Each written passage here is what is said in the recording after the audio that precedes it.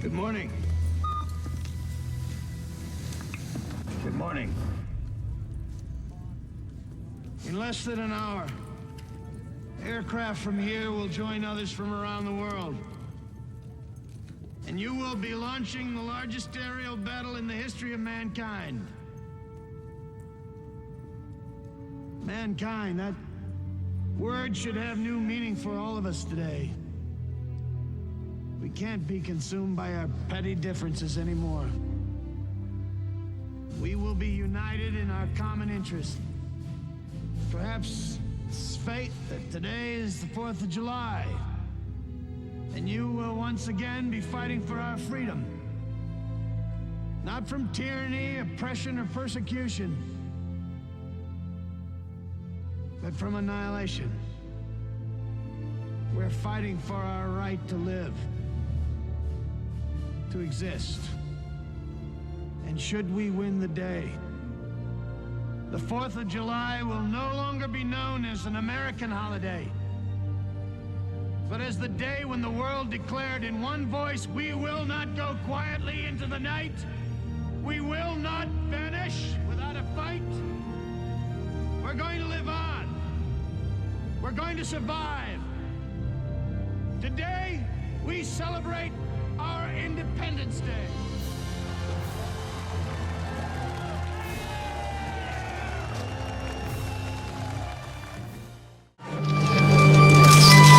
I address you tonight not as the President of the United States, not as the leader of a country, but as a citizen of humanity. We are faced with the very gravest of challenges. The Bible calls this day Armageddon, the end of all things. And yet, for the first time in the history of the planet, a species has the technology to prevent its own extinction. All of you praying with us need to know that everything that can be done to prevent this disaster is being called into service. The human thirst for excellence, notre soif humaine, knowledge, l'excellence et la connaissance, every step up the ladder of science, every adventurous reach into space, all of our combined modern technologies and imaginations, even the wars that we fought have provided us the tools to wage this terrible battle. Through all the chaos that is our history, through all of the wrongs and the discord, through all of the pain and suffering, through all of our times, there is one thing that has nourished our souls and elevated our species above its origins, and that is our courage. The dreams of an entire planet are focused tonight on those 14 brave souls traveling into the heavens. That man's not a salesman. That's your daddy. And may we all, citizens the world over, see these events through. Godspeed and good luck to you. For the last couple of months, Senator Rumson has suggested that being president of this country was to a certain extent about character. And although I've not been willing to engage in his attacks on me, I've been here 3 years and 3 days. And I can tell you without hesitation, being president of this country is entirely about character. For the record, yes, I am a card-carrying member of the ACLU, but the more important question is, why aren't you, Bob? Now, this is an organization whose sole purpose is to defend the Bill of Rights, so it naturally begs the question, why would a senator, his party's most powerful spokesman and a candidate for president, choose to reject upholding the Constitution? Now, if you can answer that question, folks, then you're smarter than I am, because I didn't understand it until a few hours ago. America isn't easy. America is advanced citizenship. You've got to want it bad, because it's going to put up a fight. It's going to say, you want free speech? Let's see you acknowledge a man whose words make your blood boil, who's standing center stage and advocating at the top of his lungs that which you would spend a lifetime opposing at the top of yours. You want to claim this land as a land of the free? Then the symbol of your country cannot just be a flag. The symbol also has to be one of its citizens exercising his right to burn that flag in protest. Now show me that. Defend that, celebrate that in your classrooms. Then you can stand up and sing about the land of the free. I've known Bob Rumson for years, and I've been operating under the assumption that the reason Bob devotes so much time and energy to shouting at the rain was that he simply didn't get it. Well, I was wrong. Bob's problem isn't that he doesn't get it. Bob's problem is that he can't sell it. We have serious problems to solve, and we need serious people to solve them.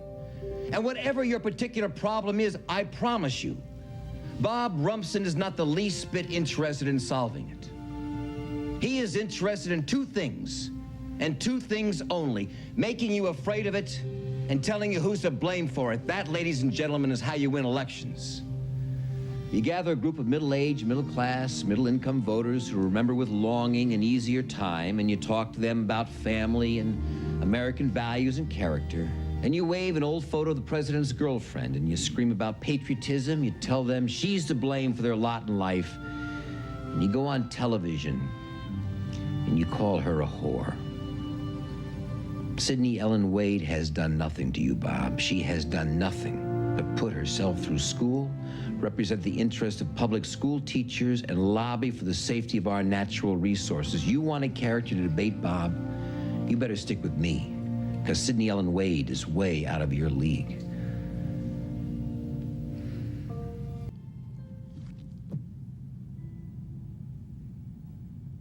Our missiles have failed.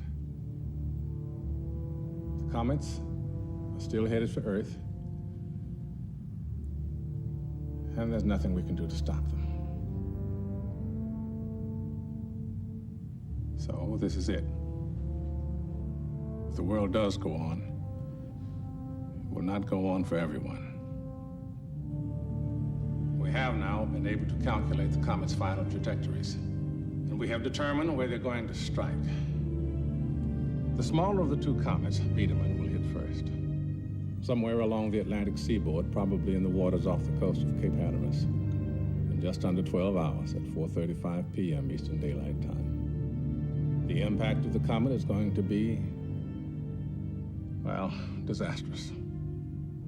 There will be a very large tidal wave moving quickly through the Atlantic Ocean. It'll be 100 feet high, traveling at 1,100 miles an hour. That's faster than the speed of sound. As the wave reaches shallow water, it's going to slow down, but the wave height, depending on the depth of the shelf off the coast, will be anywhere from 1,000 to 3,500 feet high. Where the land is flat, the wave will wash inland 600 to 700 miles. The wave will hit our nation's capital 40 minutes after impact. New York City, Boston, Atlanta, Philadelphia, all will be destroyed. If you have any means of getting away from the path of this wave, leave now. The impact of the larger comet will be nothing less than an extinction-level event. It will strike land in western Canada 3 hours after Biedermann. Within a week, the skies will be dark with dust from the impact, and they will stay dark for 2 years. All plant life will be dead within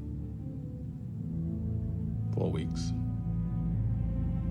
Animal life within a few months. So that's it. Good luck to us all.